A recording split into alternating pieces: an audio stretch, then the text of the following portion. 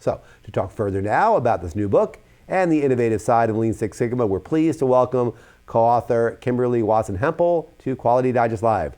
Kimberly, thanks for joining us. Thank you very much. Thank you. Thanks for being with us. Well, now you specialize in innovation as it applies to operational excellence. So when you and your co-author, Christine Neeson-Bradley, were contemplating this book, what struck you as particularly innovative about the Lean Six Sigma methodology? So myself, Christine, our team at Firefly, we've all worked in continuous improvement for a really long time. And our motivation for writing this book was to help people. Both people who were just starting, just new on their Lean Six Sigma journey, or maybe those who have been around a while and are looking to take these methods to the next level. And what we saw was that there are quite a few books available on tools, but not so many on deployment. And what we've seen from our experience is that Lean Six Sigma is a journey. It's an ongoing opportunity to innovate, to do something better, to better meet the needs of our customers, to empower our employees. And we can innovate in so many ways. We can innovate in our deployment approach. We can innovate in our process improvement solutions. And we can apply our continuous improvement methods to innovation. We should always be innovating. Now, the excerpt that we ran in Quality Digest Daily was specific to healthcare, but of course Lean Six Sigma implementations have worked in pretty much every industry. What should managers in, say, manufacturing environments expect versus those in healthcare? All right, so, I love working in healthcare. I know many other quality professionals do as well, because it's an opportunity to improve patient care, help people get healthier, and also just improve focus on patients as customers. But as we all know, Lean Six Sigma methods and quality improvement in general originated mostly in manufacturing, and those methods still work great there.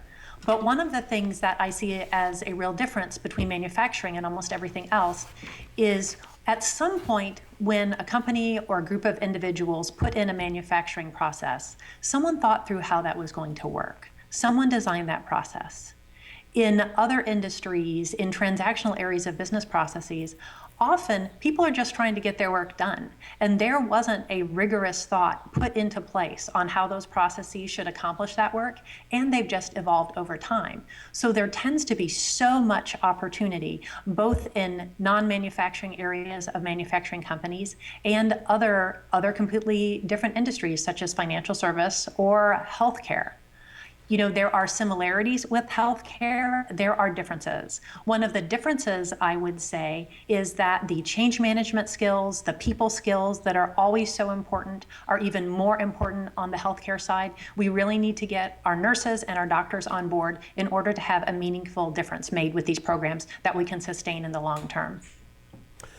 And you talk about individual applications and implementations, and you do offer in the book, I should say, a number of really interesting case studies, very successful case studies of what happens, when you innovate, when you do that properly. But I want to kind of maybe flip that on its head a little bit and look at maybe some of the ways in which Six Sigma, Lean Six Sigma can be implemented wrong. What have you seen that were mistaken implementations, and what would you suggest to maybe help correct those?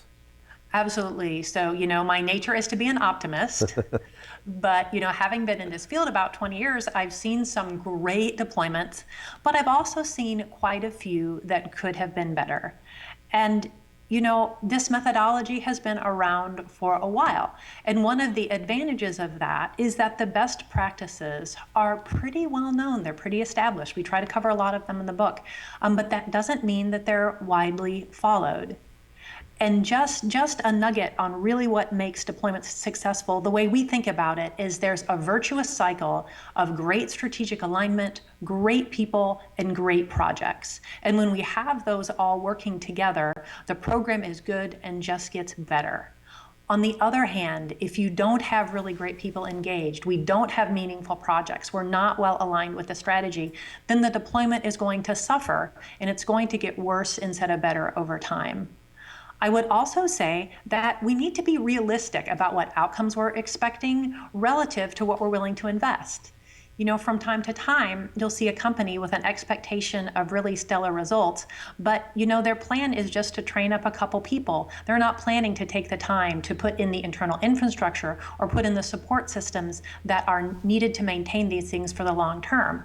However, the best practices in this area are known, and I would say that the information is available. Lean Six Sigma programs these days should have the information they need to be successful.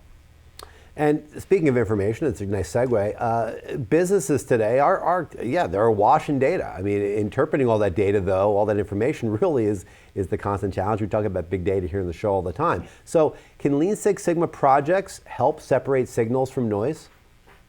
Yeah, so, big data is emerging and just continues. I have an engineering background, as I know you do as well. So it's just my nature to love more data availability. I think that increased data availability helps Lean Six Sigma programs in a few different ways.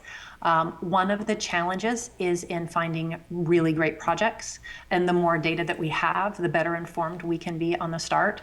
Also, a fundamental tenet of the methodology is that we want to be as data-driven as possible, and the more information that is available at the project level will only be helpful, both for identification, for improvement, and for long-term sustainment.